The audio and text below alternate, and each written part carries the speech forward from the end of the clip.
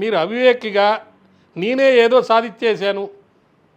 చాలామంది చెప్తుంటారు. నిన్న రాజమౌళి గారిది ఒకటి చూశాను. వాళ్ళ ఇంట్లో కూరగాయలు అమ్మేవాళ్ళు వచ్చి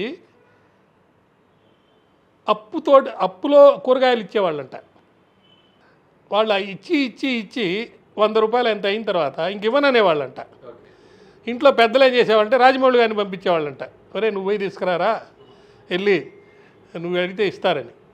ఈయన పోతే ఒకసారి ఆడు ఇచ్చేవాడు, ఎవరు అమ్మేవాడు, వాడేదో బిజీగా ఉండి ఇతను కేర్ చేయకుండా చిన్న వయసులో ఒక హెకిల్ చేస్తూ అడిగేదో కావాలంటే ఇచ్చే అని అంటే ఆడి పడేసి కొట్టి తన్నాలనే ఒక కోపం వచ్చిందంట ఆయనకి ఫస్ట్ టైం. అదే కసి అయిందంట. ఇప్పుడు ఆయన మ్యూజిక్ డైరెక్టర్ వాళ్ళ బ్రదర్ ఎవరు ఉన్నారు కదా, కీరవాణి, ఆ కీరవాణి గారి సంపాదనతోనే కుటుంబం అంతా నడిచిందంట. ఎంత గౌరవంగా ఆయన చెప్పారు రాజమౌళి గారు. నేను చెప్పిందే చెప్తున్నా నేను. అంత గొప్ప హోదాలో ఇంత చక్కటి పేరు ప్రఖ్యాతులు వచ్చిన తర్వాత కూడా పాత జీవితాన్ని మర్చిపోకుండా చక్కగా దాన్ని వినయంగా చెప్పుకుంటూ గౌరవంగా తన యొక్క పేరు ప్రతిష్టలను పెంచుకుంటూ అలాంటి వాళ్ళకి మంచి పేరు ప్రఖ్యాతులు ఇహలోకంలో పరలోకంలో వాళ్ళు ఉన్నా లేకపోయినా కూడా ఉంటుంది. మత్తు పదార్థాలని అధికంగా అమ్ముతూ వ్యాపారం చేసేవాళ్ళు, లేదా మళ్ళా ఆర్మీకి సంబంధించి లేకపోతే మన దేశ భద్రతకి సంబంధించి ఏదైనా ఇబ్బంది చేసేవాళ్ళు, ఇల్లీగల్ యాక్టివిటీ చేసే వాళ్ళకి సంబంధించిన ఫోన్ని ఇంటర్సెప్ట్ చేసి వితౌట్ పర్మిషన్ 48 అవర్స్ 72 అవర్స్ దాకా రికార్డ్ చేసే అధికారం వాళ్ళకు ఉంది. అయితే అట్లా పర్మిషన్ లేకుండా చేసిన వాళ్ళు 48 అవర్స్ లోపల రికార్డ్ అయిన తర్వాత 48 అవర్స్ లోపల కనుక పర్మిషన్ తీసుకురాకపోతే దాన్ని డిస్ట్రాయ్ చేయాలి. అందువల్ల దయచేసి ఇల్లీగల్ యాక్టివిటీ చేసే వాళ్ళందరూ ఇది ఒక వార్నింగ్ అనుకోండి, మెసేజ్ అనుకోండి. ఇలాంటివి చేయొద్దు.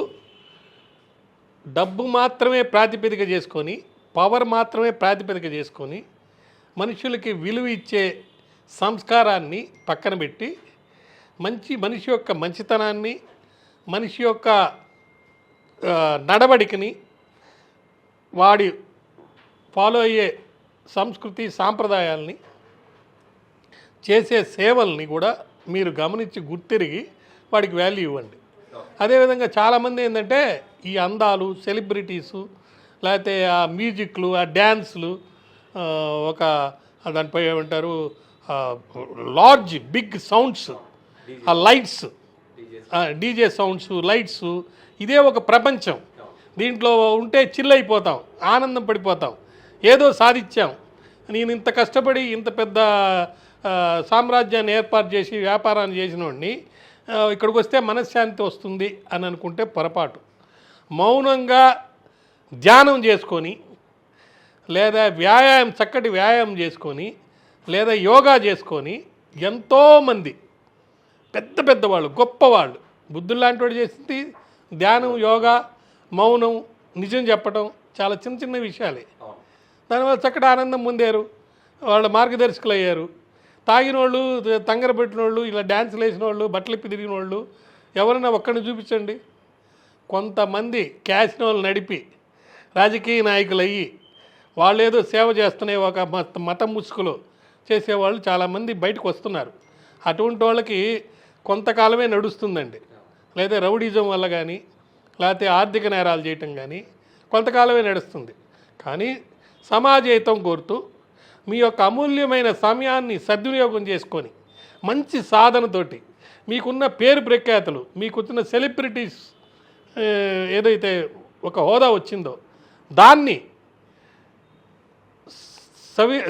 సవినయంతో, సాధనతోటి, ఆ సాధనను కూడా మెచ్చే సాధనతో చేస్తే విజయాలు, అద్భుతాలు మీరు ఈ జీవితంలో అందుకోలేని పొందుతారు. భగవద్ అనుగ్రహం కూడా ఉంటుంది.